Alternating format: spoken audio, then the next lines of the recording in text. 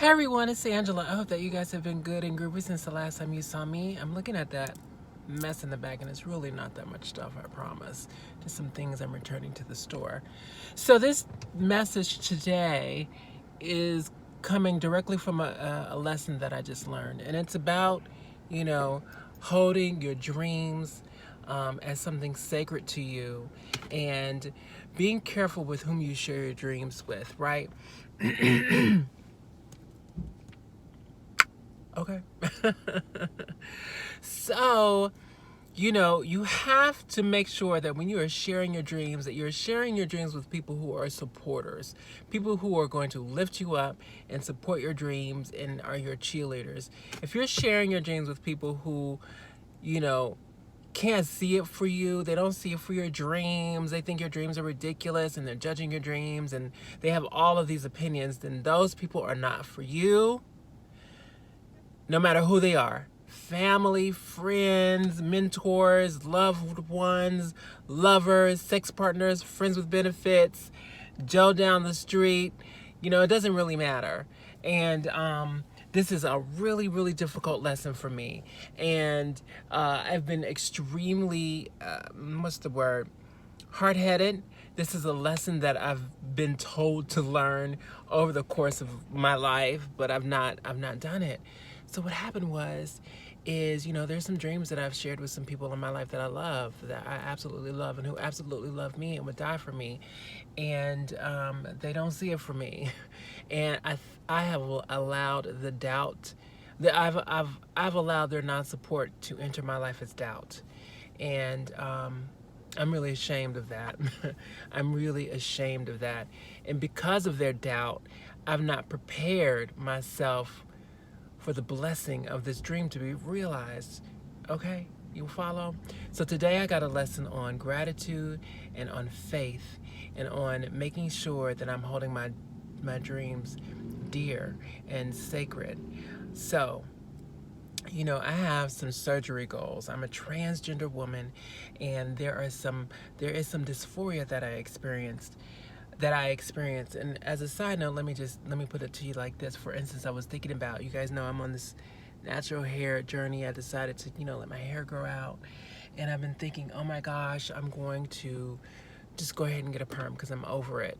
And I was thinking about it, and I'm like, today, it's really not the hair that's the problem. I have issues with my face. There are things about my face that are masculine that really make me feel insecure. And I have to be honest with that all the time. I listen to outside voices and influences, and I want to, they're telling me, oh, you're fine, you look fine, and it's all in your head, and you just need to deal with being secure. And I've talked about this on my channel before, but I keep allowing myself to be open to those outside voices, but I know for sure that this is a result of having gender dysphoria.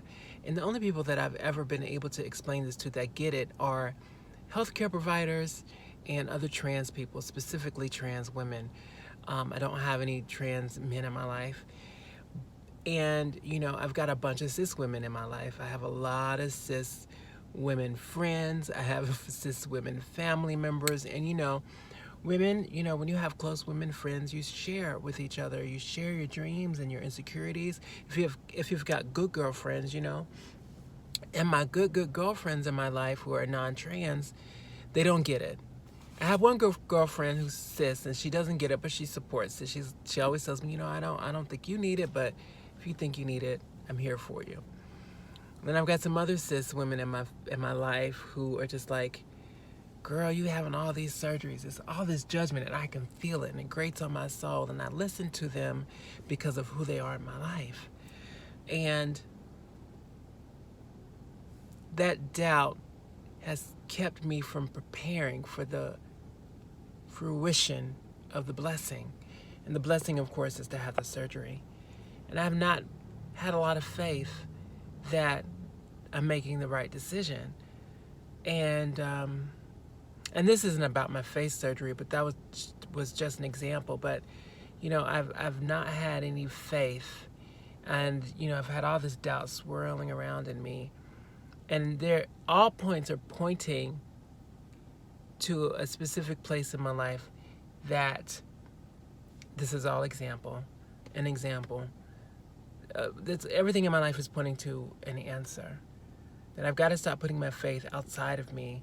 I've got to stop putting my trust into people. I can't trust my dreams with everybody.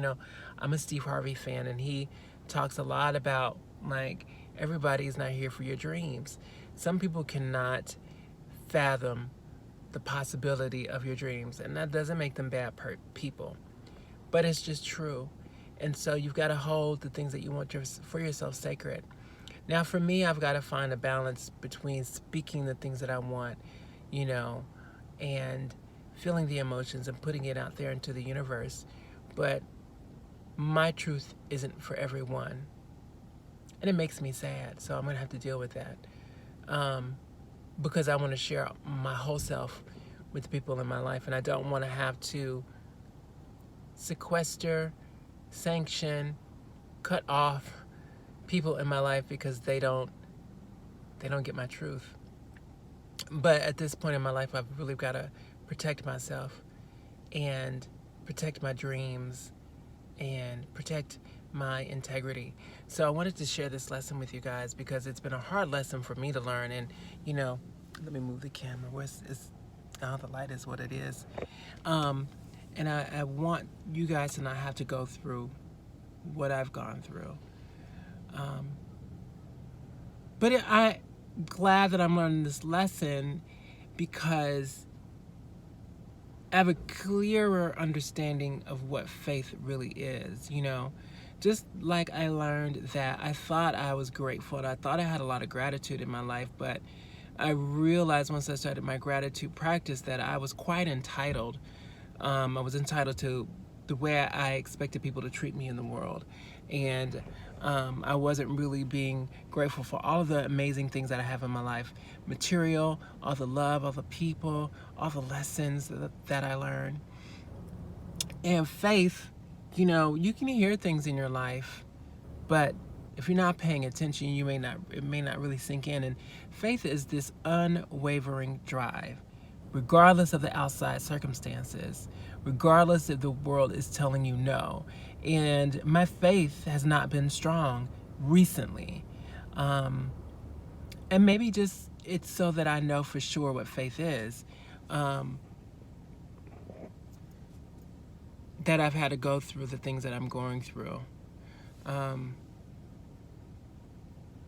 I lost myself over the past 5 years, and I've been rebuilding, and that's life. That's my life, and 5 years is a long time, so I've been ready to come out of it. Amen. Okay, and I turned 45 last week, and as you do, as you get older, you take stock, you take inventory of what's going on in your life, and for me at this stage in my life, I'm taking inventory of who I am in the world and what kind of work I'm doing and how I feel about myself. It's all mostly mental and spiritual.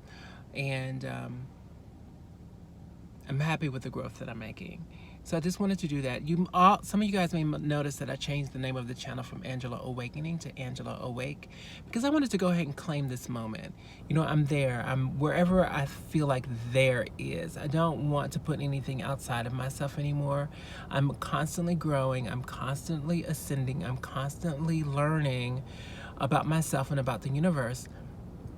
But I am at a place where I can say that I have ascended. I'm not the old Angela that I was last year. And I'm very happy for that.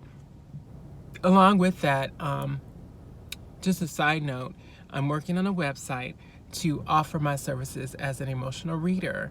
The types of readings that I give are readings that really help you to dig into your subconscious. The thing about emotions are, for someone like me who's an empath, I see things in you whether you want to acknowledge them or not. So when you get a reading with me, it's an opportunity to really look inside of yourself and address things. Because when you hear someone else state or say things or acknowledge things that you've never spoken aloud, it's difficult to ignore the realness of it, right? So that's what I do, and so you'll be able to get a better understanding of your situation, find ways to heal, and find ways to overcome. And I can help you pinpoint the places in your life that need the most attention. So that's something that I'm working on. And as soon as I have a website that you guys can go to and book yourself an appointment, I'll give you the information. So as always, thank you for listening, guys. Thank you for watching. I love you all so much. Peace and blessings, and namaste. Okay. Bye.